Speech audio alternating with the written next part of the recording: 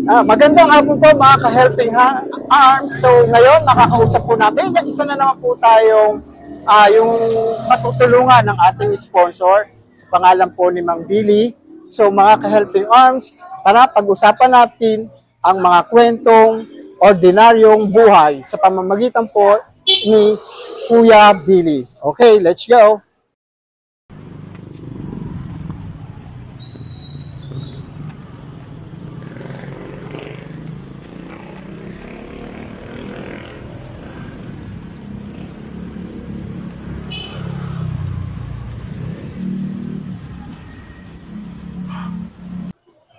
Magandang hapon po mga ka-helping arms. Ngayon po, naabangan natin si Kuya, na si Kuya Billy.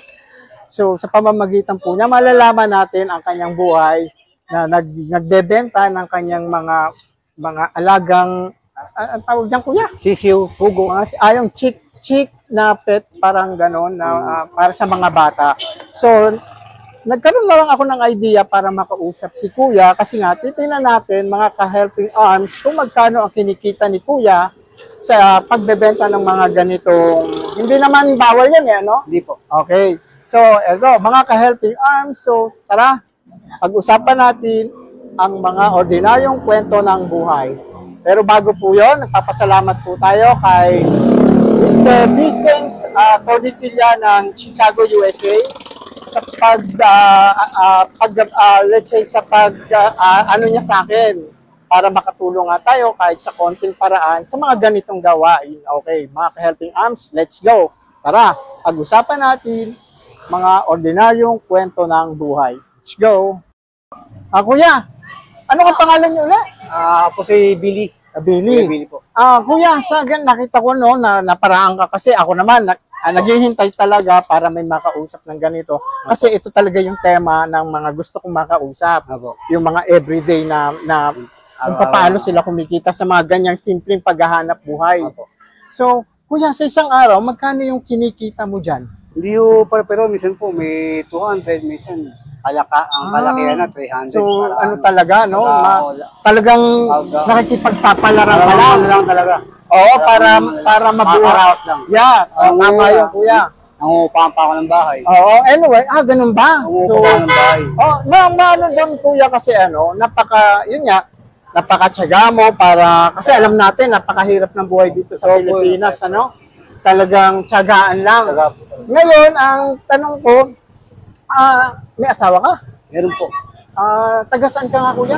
Kalawakang bagong bahay po.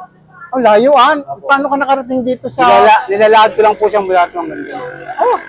Kasi hindi po nakasakay sa mga sakyan ko eh.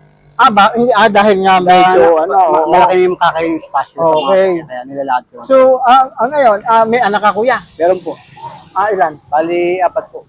4? Opo. So, ano yun? Yung 4 na mga nag-aaral? Yung 3 po may pamilya na, yung isa nag-aaral. At least, congratulations Kuya, dahil yung isa mong anak na napapag-aral mo pa, dito nga dahil nga bukod sa hirap ng hanap buhay dito sa Pilipinas, talagang makikipagsapalaran ka para mabuhay lang yung pamilya mo. And then from there, sumasaludo ako sa iyo kasi nga sa kabila ng ganitong pagkita mo sa pang-araw-araw mong buhay, no, nasusuportahan mo pang mapag-aral ang anak mo. So from there, sumasaludo ako sa iyo Kuya, no. Talagang So wait lang. So mga ka-helping hands, sa'yo narinig natin ang kwento ng buhay ni Kuya Billy, kung paano siya makipagsapalaran dito sa para lang kumita, para masuportahan ang kanyang anak na nag-aaral. So from there, sa ganitong paghahanap buhay, mga ka-helping arms, talagang nakikipaglaban siya para mapag-aral yung nag-iisa niyang anak na lang kasi yung 3 anak niya is may mga kanya-kanya na rin mga pamilya. So ayan, so mga ka-helping arms, no, wait lang po. At bago po natin igawad kay Kuya Billy yung sponsor, yung galing sa ating sponsor para kahit konti makatulong kay Kuya Billy. So nagpapasalamat po tayo sa ating sponsor na si Mr. Vicens Tordesillas ng Chicago, USA. So sir, maraming salamat po sa pagsuporta nyo sa akin sa mga ganitong gawain. From there, marami kayong natutulungan kahit sa ganitong kaliit na bagay lang. So from there, sir, sumasaludo ko sa inyo.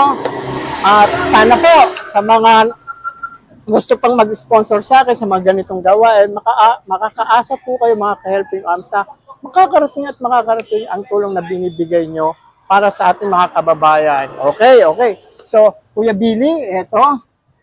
Teka, nawawala. Ayan. So, ito Kuya Billy, yan. Ito po yung galing kay Mr. Vincent Stordesia ng Chicago, USA. Salamat po, salamat po. Oo. So, from there Kuya, sana kahit konting halaga lang yan, Malaking bagay po to. makatulong yan sa, at least, di ba?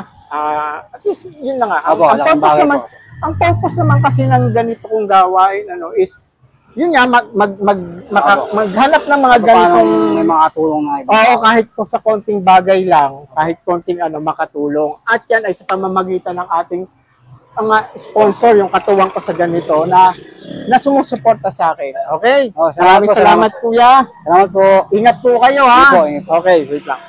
Ayan po, hanggang dito na lang po mga ka-helping arms at sana po subaybayan nyo ang channel na Our Helping Hands para naman po sa ganon, magkaroon po tayo ng magandang kinabukasan para makatulong pa rin po tayo kay Kuya.